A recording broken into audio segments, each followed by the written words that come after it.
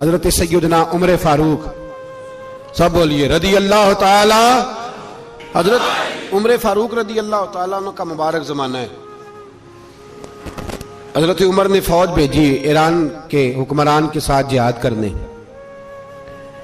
Iran के बादशाह ने 2 ईसाई जासूस भेजे। कहने लगा जरा पता तो करो मुसलमानों का रात का तरीका क्या है, मैं साफ बंदी कराता हूं।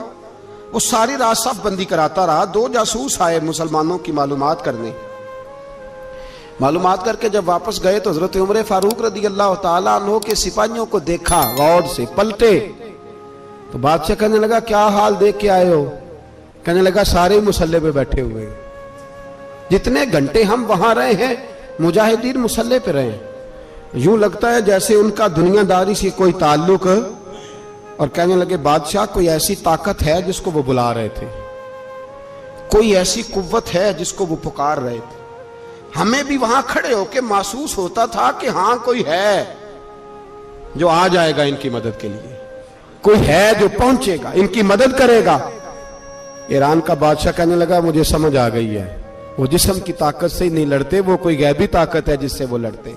भाई वो गैबी ताकत भी तो हमारे पास हमने नाराज कर लिया ना, वो भी तो नहीं ना, मस्जिद का रुख भी तो कोई नहीं। और मैंने पिछले जुमे भी कहा था, फिर कहता हूं, वहन हो गया उम्मत को। नबी पाक ने फरमाया उम्मत को वो क्या है, दुनिया से मोहब्बत हो गई है, मौत से कराहत हो गई है, वहन है। सहाबा किराम को मौत से बड़ा प्यार था, मौत से बड़ी मोहब्बत कर। हमारी तरह नहीं, वो कहते थे मरेंगे तो मनो मट्टी, तो वहां ठीक है, अजाबे कब्र हक है। लेकिन मैं कहा करता हूं सालों के बाद जो परदेश से मां के पास आए, मां उसे अजाब नहीं देती, उसका माथा चूमा करती है। और भाई जो रब करीम की बारगाह में जाएगा, तेरा क्या ख्याल है, गल सड़ जाएगा? मदीने वाले हबीब ने फरमाया कब्रुल मोमिन रौज़तुम मिन रियाज़िल जन्ना। फरमाया मेरा मोमिन जब कब्र में जाता है तो अल्लाह जन्नत के सारे दरवाजे खोल देता है, वो तो अल्लाह की रहमत में पहुंचता है। कौन कहता है मोमिन मर गए, वो तो कैद से छूटे अपने घर गए।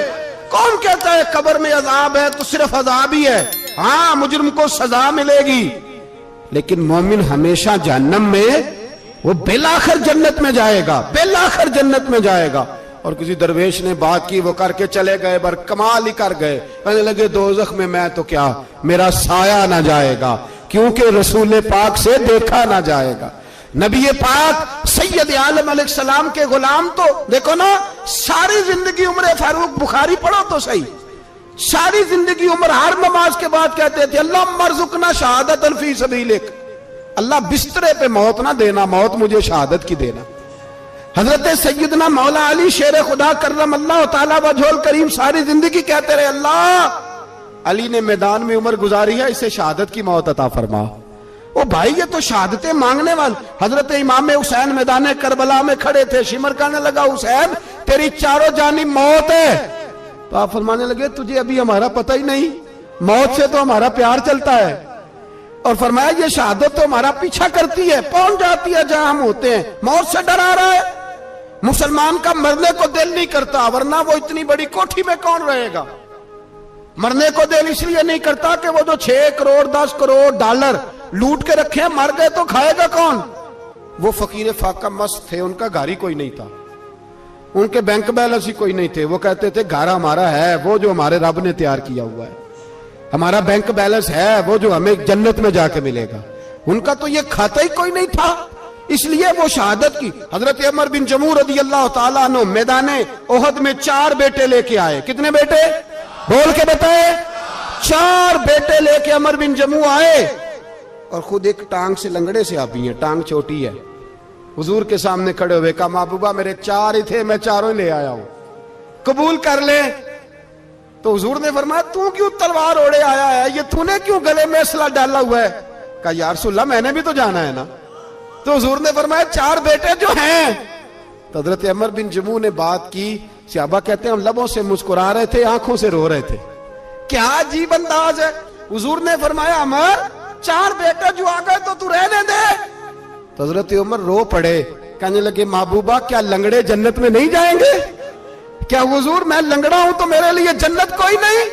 मेरे हबीब पाक सैयद आलम सल्लल्लाहु अलैहि वसल्लम ने फरमाया अमर तो जरूर जन्नत में जाएगा। कहा महबूबा फिर बच्चे बाद में जाएंगे, मैं पहले मैदान में जाऊंगा। एक बीबी 4 बेटे लेके आई उहद में। कहा महबूबा कुल कमाई थी मैं ले आई हूं, मेरे पास कोई और शय होती तो मैं बचा के ना रखती। बेटे दे के ना हाजिरी लगवा के तो वापस दरवाजे पे ले गई। तो हजरत सैयदना अब्दुल्लाह इब्न उमर फरमाते हैं बीबी बोल रही थी तो मेरा जज्बा जिहाद बढ़ रहा था। अपने बेटों को कहने लगी मैं तुम्हें हुजूर के पास छोड़ के जा रही हूं, जब तुम मैदान में गिरोगे तो मैं तुम्हें देखने आऊंगी, देखना तुम्हारी पुश्त पे कोई जख्म नजर ना आए। जितने तीर खाने हुए सीने पे खाना, जितने तलवारों के नेजों के जख्म बर्दाश्त करने हुए यहां खाना, पुश्त पे जख्म नजर ना आए। हजरत अब्दुल्ला इब्न उमर फरमाते हो बीबी की गुफ्तगू मेरा जज्बा जिहाद बढ़ा रही थी। एक बीबी 3 साल का 4 साल का बेटा लिए रो रही है, उहद का दिन है। सहेलियां पूछती हैं तू क्यों रोती है? वो कहती है देखो मेरा खामद भी बदर में शहीद हो गया, भाई और बाप भी। दिल करता है कोई जवान बेटा होता तो आज मुस्तफा के साथ उसे ही भेज देती। कोई जवान मेरे पास है ही 3 साल का, तो क्या करूं? 3-4 साल का बच्चा क्या करेगा? पता नहीं क्या दलील आई, अचानक उठी, बेटे को सीने से लगाया, कपड़ा डाला, मस्जिद नबवी पहुंच गई। हजरत बिलाल कहते हैं मुझे मिली, कहने लगी बिलाल मुझे पता है हुजूर तैयारी करा रहे हैं जंग की, पर 2 मिनट अगर मेरी मुलाकात हो जाए। बिलाल हबशी कहने लगे हुजूर हम एक बीबी जिद कर रही है। हुजूर बाहर आए, कहने लगी हुजूर मैं फलां की बेटी, फलां की बहन, फलां की बेवा हूं, मैंने बदर में 3 शहीद दिए हैं, अब मेरे पास ये 3 साल का लाल ही बचा है, बड़ा फख्र है मेरा। लोग मुझे शहीद की बेवा, शहीद की बेटी, शहीद की बहन करते। दिल करता है शहीद की अम्मा भी कही जाऊं तो मेरा बेटा ले ले।